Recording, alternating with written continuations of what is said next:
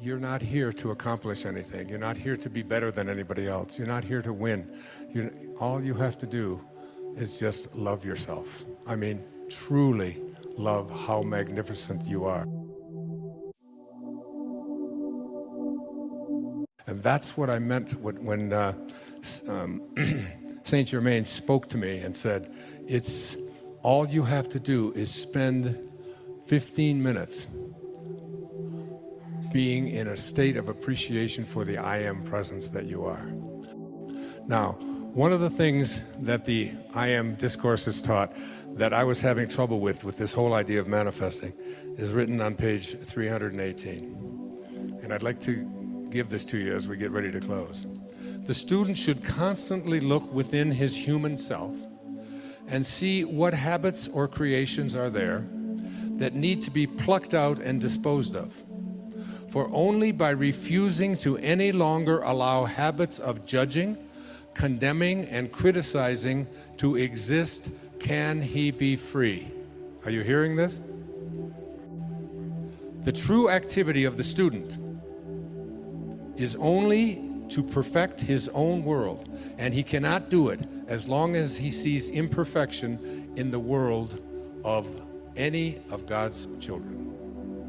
That includes the person who opened fire in Aurora. That includes Osama bin Laden. That includes Adolf Hitler. Any judgments that we have of judgment, criticism, and condemnation. And I wanted to manifest something so bad for such a long period of time, but the person that was involved in it, I kept having this sense of judgment toward this person. And it wasn't until I was able to say, I accept you for what you are. It's what led me to my father's grave in 1974. And I stood there after being sent there by a series of just absolutely impossible coincidences. I stood there on his grave after being filled with rage and hatred and anger and bitterness towards this man who would walk out on my mother and her 3 young boys. I was the youngest. And I finally found out about his death, that he had been dead 10 years, but I went to his grave in 1974 on August the 30th. And as I walked away from his grave, because I really went there to piss on his grave, I was so just filled with rage on him. And as I walked back to the rent-a-car, something called me back, and I went and stood there looking at this plate on the ground that said Melvin Lyle Dyer, 1914 to 1964. And something came over me. In fact, we've made a film about it, another film called My Greatest Teacher. And I was able to say to my father, from this moment on, I send you love. Who am I to judge you and condemn you? You did what you knew how to do, given the conditions of your life. And I accept you for it. Mark Twain once said that forgiveness is the fragrance that the violet sheds on the heel that has crushed it. On the heel that has crushed it. Enjoy it. My greatest teacher. Who was my greatest teacher? After that, my entire life changed. I stopped drinking. I started exercising. My writing shifted. I went back to New York. I was professor at St. John's University in New York City. I took 2 weeks to go down to Fort Lauderdale, Florida, checked into the Spindrift Motel, and wrote a book called Your Erroneous Zones in 14 days. Everything in my life after that shifted. My diet changed, my habits changed. Everything turned around because I got the rage out of me. Because in order to attract the elements that are going to bring you the ability to manifest into your life what you want. Remember how I opened this program. We do not manifest what we want. That comes from a place of missing. We manifest what we are. The angels who will guide you throughout your life will only be there for you when they recognize themselves in you. And they cannot recognize themselves in you and guide you when you are filled with hatred, anger, judgment, condemnation, bitterness, fear, anxiety, stress. You have to let all of that go and be love. Be in this place of perfect divine love. Love for everything and everyone on our planet. That's self-actualization at work.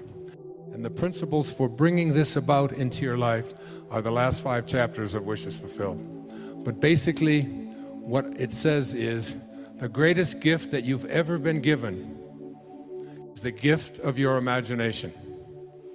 Your imagination is yours to be able to do anything you want with. You can place any thought in there with the awareness of I am.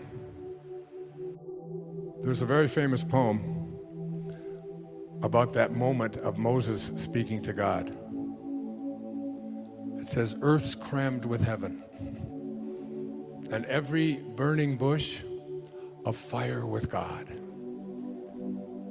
And those who truly know take off their sandals, while the rest sit round it and pick blackberries. It's your call. It's your call. So your imagination is the greatest gift that you've been given. And you can put anything in there. No one can tell you what can be there or what can't be there.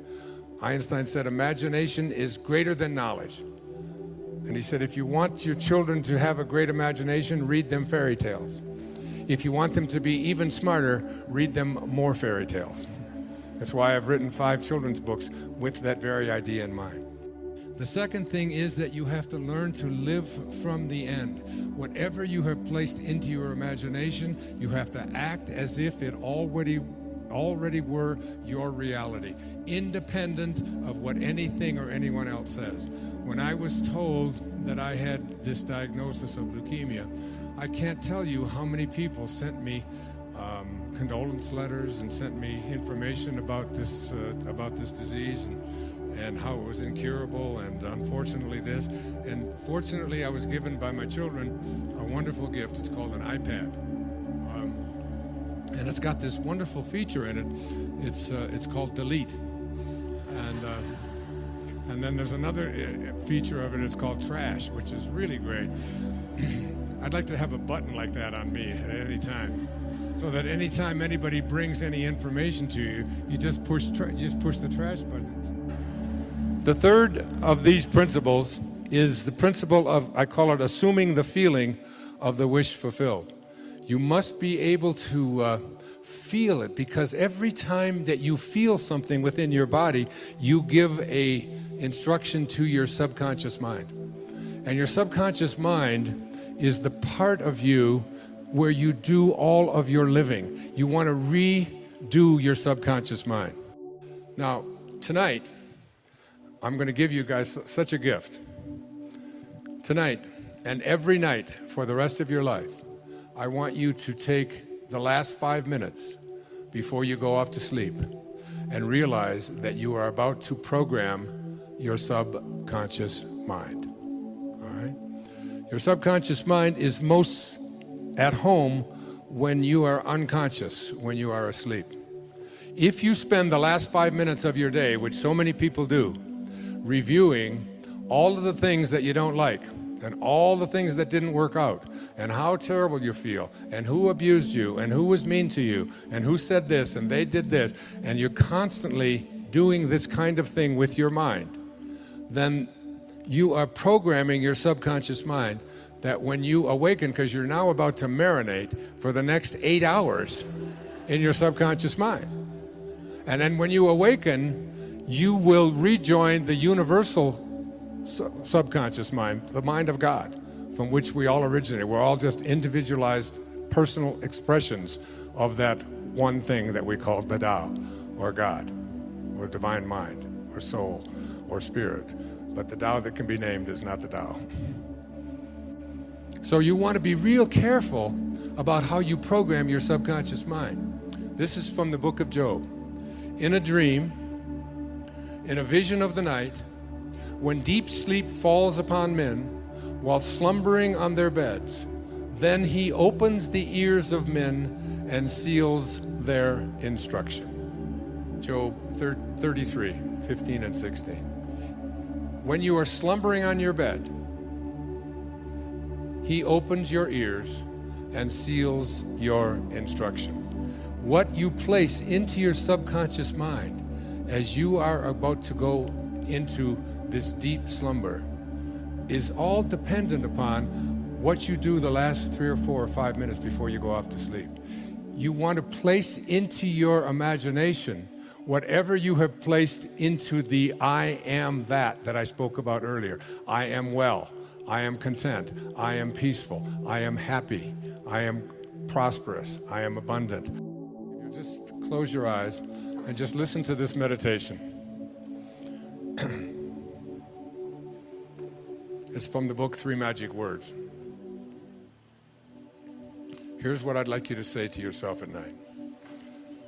I know that I am pure spirit, that I always have been, and that I always will be.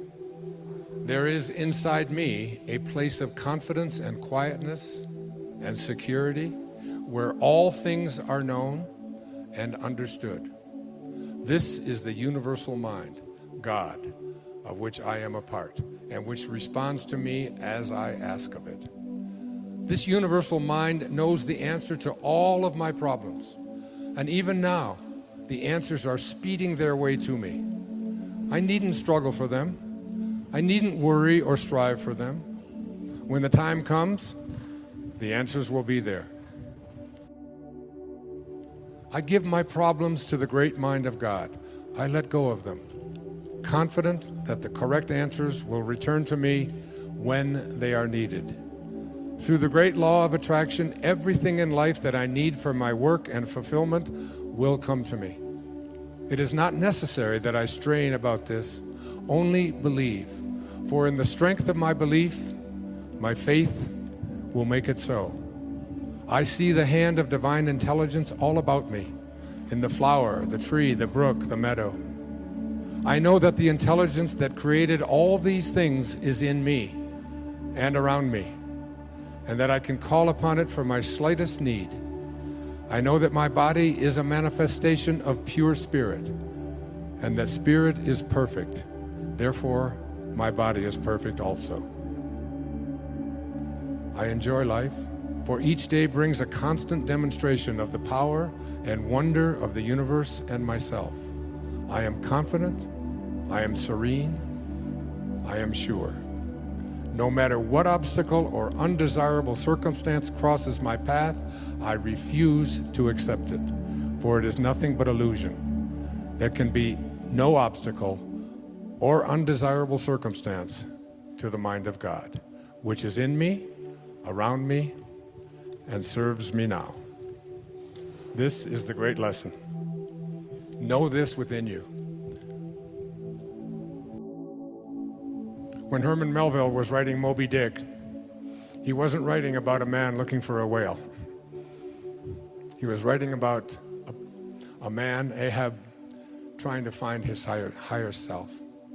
He said these words, "For as this appalling ocean surrounds the verdant land, so in the soul of man lies one insular Tahiti, full of peace and joy, but encompassed by all of the horrors of the half-lived life." In every moment of your life as you leave here today, you have this choice. You can either be a host to God or a hostage to your ego. It's your call. Thank you. God bless you.